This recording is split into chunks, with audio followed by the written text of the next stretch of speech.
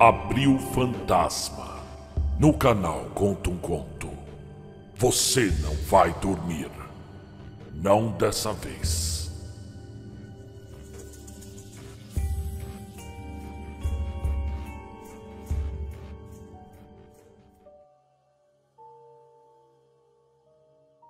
Amanhã eu vou morrer. E hoje eu quero aliviar a minha alma. Por essa razão eu vou contar tudo. Todas essas criaturas, todas, as chamas animadas, como aquelas a que negas a vida, sem razão melhor do que a de não as veres em ação, todas essas criaturas têm, em maior ou menor grau, a capacidade para o prazer e para a dor. Mas a soma geral de suas sensações é precisamente aquele total de felicidade que pertence de direito ao ser divino, quando concentrado em si mesmo. Edgar Allan Poe. Amanhã eu vou morrer. E hoje eu quero aliviar minha alma. Por essa razão eu vou contar tudo. Na verdade, tudo não passou de uma série de simples acontecimentos domésticos. Mas, pelas suas consequências, esses acontecimentos não só me aterrorizaram, mas me torturaram e me aniquilaram. Eu espero que para os outros não pareçam tão terríveis quanto para mim foram. Tanto que agora penso até que tudo não tenha passado de um sonho, ou que eu enlouqueci. Louco eu não devo estar. E isso foi demais, foi horrível demais. Inacreditável que tudo isso tenha acontecido. E ainda assim aconteceu, ainda assim, e logo comigo. Que desde menino sempre fui dócil, sempre fui humano, sempre tão cheio de ternura, não só com as pessoas, mas também com os animais. As coisas mesmo. Meus pais sempre permitiram que eu possuísse animais em casa. Eu tinha uma grande variedade de bichos. Sempre foram os meus favoritos. Eu cuidava deles, dava-lhes carinho, atenção, amor. Tomavam a maior parte do meu tempo. E assim continuei mesmo depois de crescido. E já adulto, meus momentos de felicidade eram esses, passados junto com os meus fiéis e inteligentes amigos animais. Eu sempre gostei deles. Alguma coisa no amor sem egoísmo e abnegado de um animal atinge a alma dos que já experimentaram o erro, a fragilidade, a fidelidade da afeição do homem. Bom, eu me casei, ainda muito moço, e posso falar que eu tive sorte.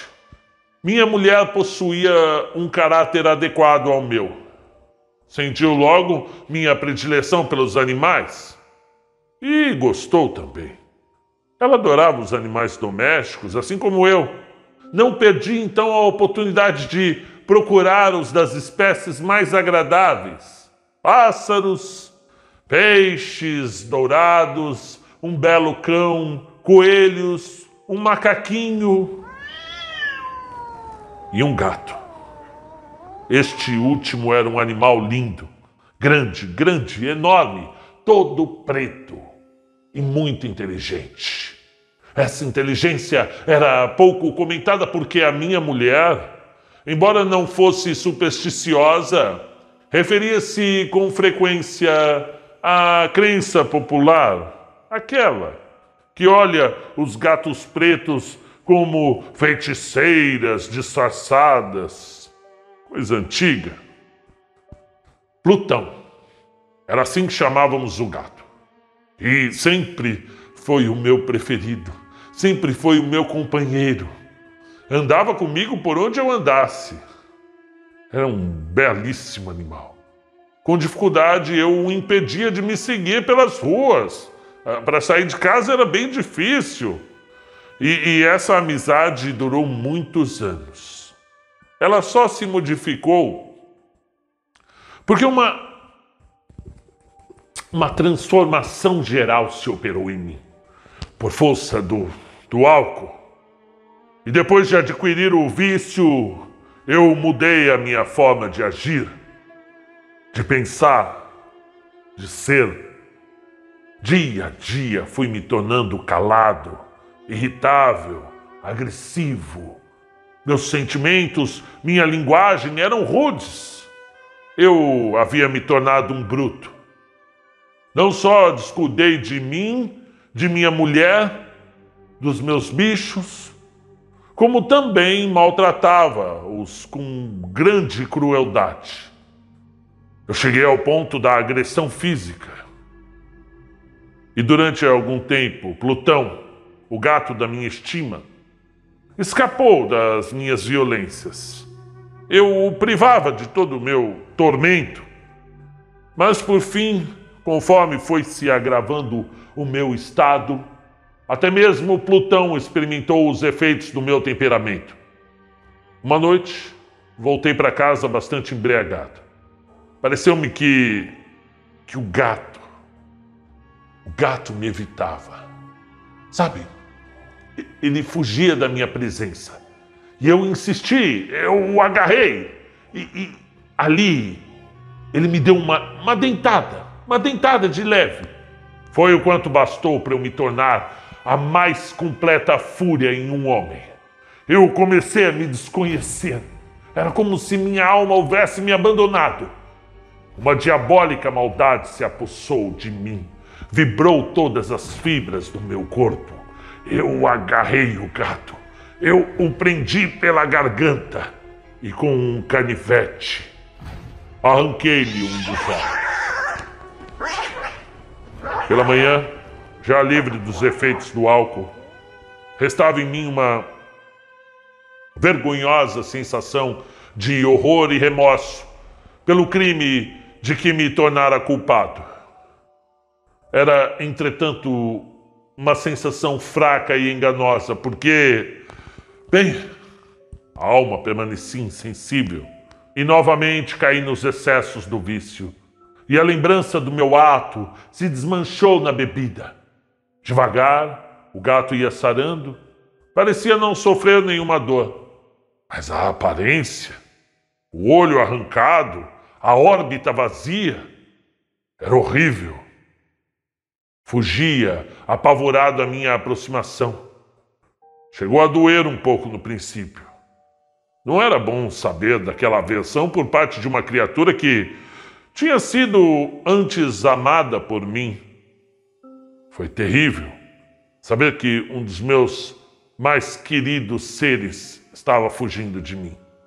Aquele temor ou apenas o ódio que o animal sentia foi me fazendo ficar mais irritado. Daí ao espírito da perversidade foi um pequeno passo. Esse espírito da perversidade veio a causar em mim uma ruína total. Certa manhã, a sangue frio, enforquei-o no galho de uma árvore. Enforquei-o porque sabia que ele me havia amado e porque sentia que não me dera razão para ofendê-lo. Enforquei-o porque sabia que, assim fazendo, estava cometendo um pecado mortal. E esse pecado iria pôr em perigo a minha alma imortal. E na noite do dia em que eu pratiquei essa cruel façanha, acordei no meio da noite, com os gritos dos vizinhos. Fogo! Fogo! As cortinas do meu quarto estavam em chamas. A casa inteira ardia. Foi com grande sacrifício que escapamos vivos. Mas a destruição foi completa. Minha casa inteira. Eu perdi toda a minha fortuna. Entreguei-me ao desespero. Eu não quero pensar se essa desgraça teve alguma relação com as atrocidades que eu cometi. Mas tem um detalhe. Também não quero deixar que seja esquecido nenhum elo dessa cadeia. E eu preciso contar esse detalhe. Eu visitei os restos da minha casa no dia seguinte ao incêndio. Todas as paredes haviam caído, exceto uma, talvez a mais fina, talvez a mais vulnerável, que ficava mais ou menos no meio da casa e encostada a qual ficara a cabeceira da minha cama. O reboco havia resistido, em grande parte, à ação do fogo. Talvez por ser mais novo do que o resto da casa. Fora colocado ali recentemente, o reboco. Em torno dessa parede havia uma multidão reunida, comentando, falando ali, com exclamações: estranho, nunca visto. Aproximei-me e vi, como se gravada em baixo relevo, a figura de um gato gigantesco. Com muita nitidez, podia-se notar uma corda em redor do pescoço do animal. Era um gato na parede, pendurado. Os primeiros momentos ao dar com a aparição, eu os passei em espanto e terror extremos. Depois refleti, ora, eu enforcara um gato no jardim, junto da casa. Ao alarme de fogo, esse jardim se encheu de gente.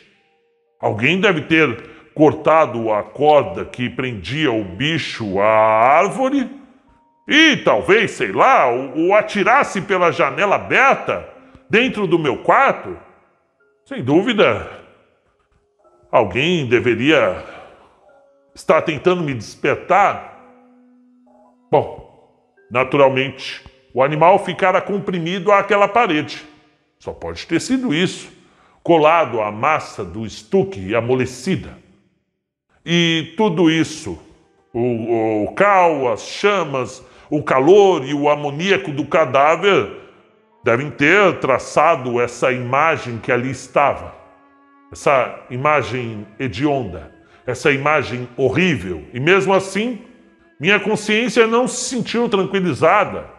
E durante meses não pude me libertar do fantasma do gato. Remorso? Não era remorso.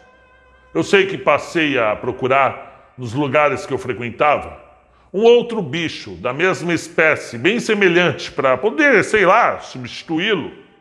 E nesse tempo eu frequentava os lugares mais sórdidos da cidade. Uma noite, sentado num daqueles antros, embrutecido pelo excesso da bebida, eu vi ali, repousando, um gato em cima de um imenso barril. E era um gato preto. Muito grande, tão grande quanto Plutão, totalmente semelhante a ele, exceto num ponto. Plutão não tinha pelos brancos em parte alguma do corpo, mas esse gato tinha uma larga mancha branca cobrindo quase todo o seu peito. Acariciei-o, levantou, encostou-se à minha mão, satisfeito com o meu carinho. Daí não me deixou mais. E quando eu voltei para casa, o animal me acompanhou. Deixei-o que o fizesse, parando e dando-lhe palmadinhas, enquanto me seguia.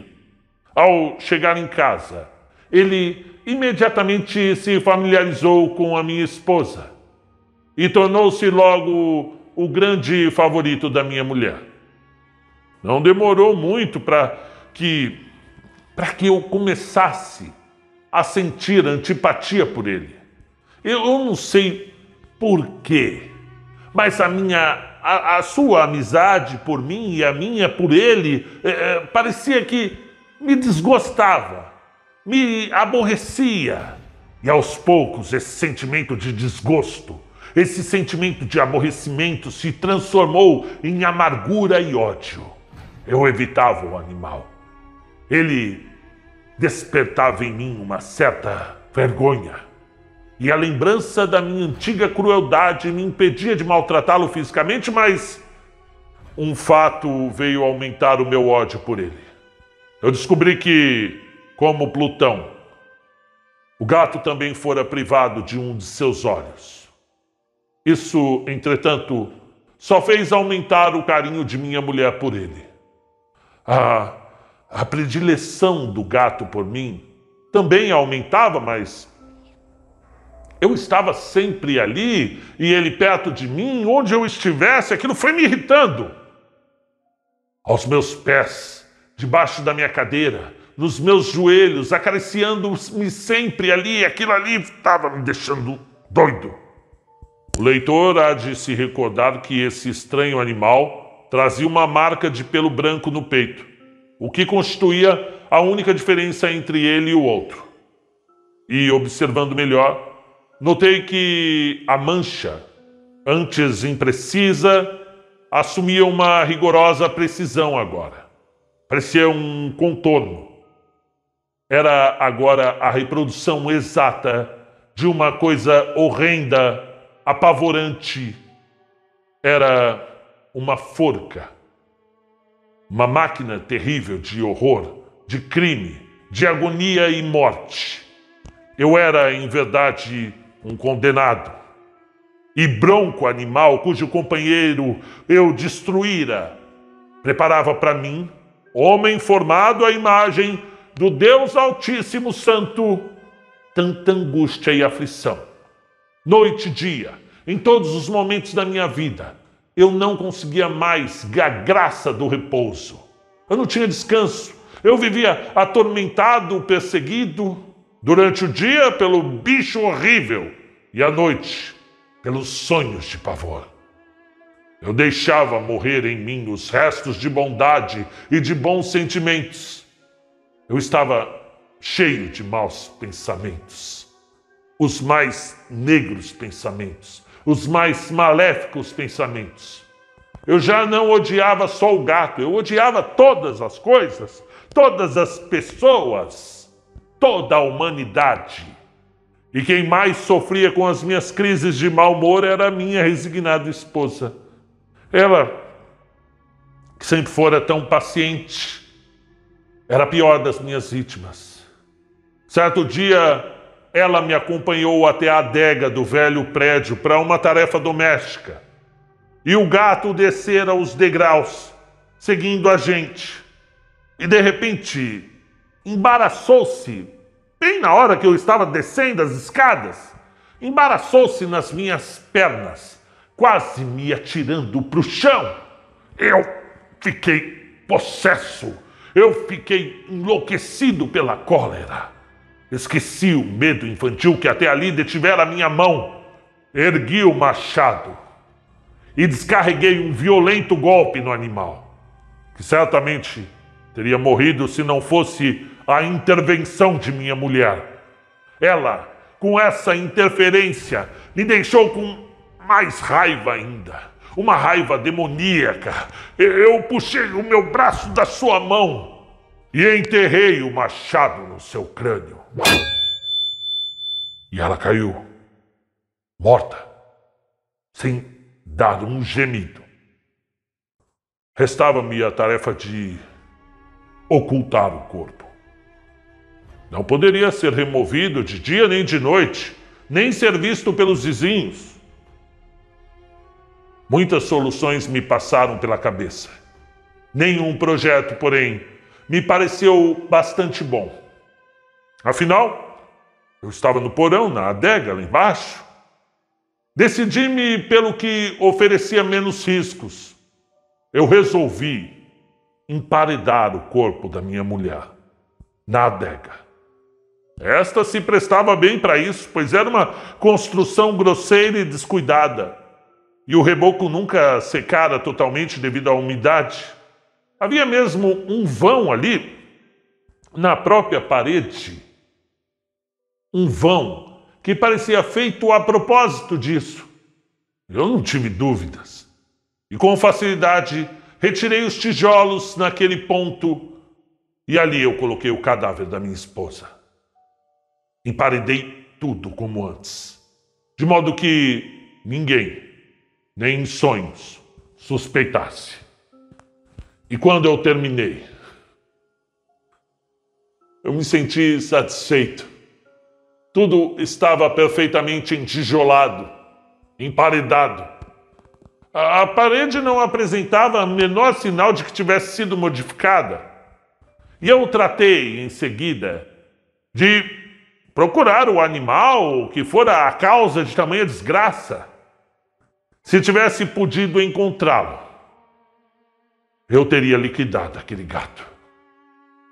E com uma sensação de alívio, passei o resto do dia. À noite, o gato também não apareceu. E assim, por uma noite pelo menos, desde que ele havia entrado naquela casa, eu dormi profunda e tranquilamente. Sim, dormi, mesmo com o peso de uma morte na alma. 3 dias se passaram e o meu carrasco simplesmente sumiu, não apareceu. Mais uma vez respirei como um homem livre. O monstro abandonara a casa para sempre. Aterrorizado, talvez, não mais o veria. E minha felicidade era completa. Nem a culpa da minha obscura ação me perturbava.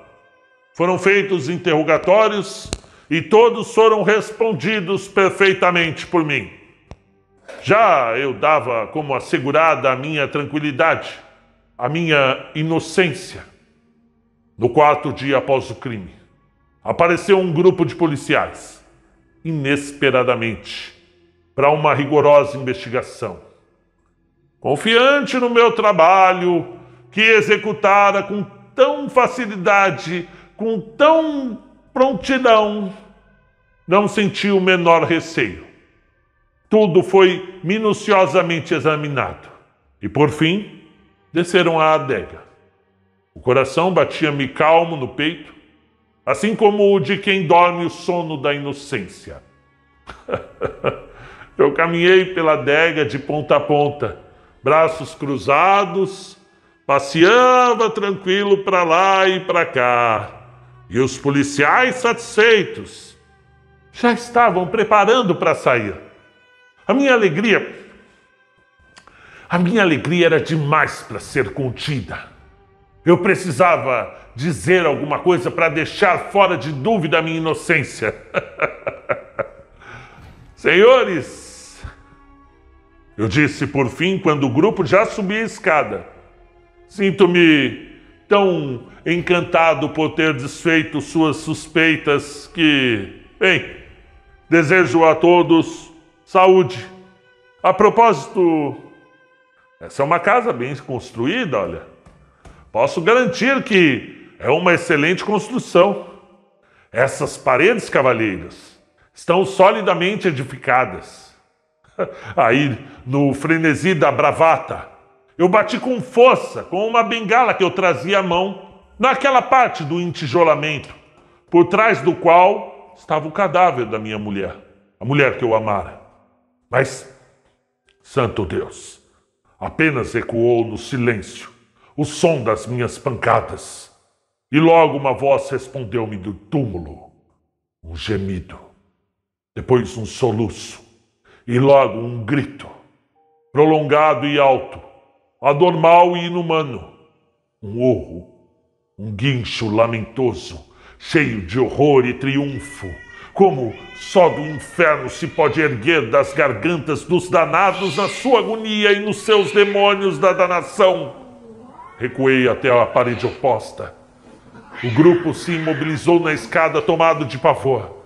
Todos se aproximaram da parede e puseram-se a desmanchá-la, tirar tijolo por tijolo. Ela caiu inteiriça. O cadáver, já decomposto, manchado de coágulos, erguia-se ereto aos olhos dos presentes. E sobre a sua cabeça, com uma boca vermelha escancarada, com o olho solitário faiscando, estava sentadinho o horrendo animal. O gato que me levara ao crime e cuja voz delatora me havia entregue ao carrasco. Eu tinha emparedado o monstro no túmulo. O Gato Preto, de Edgar Allan Poe, para o canal Conta um Conto.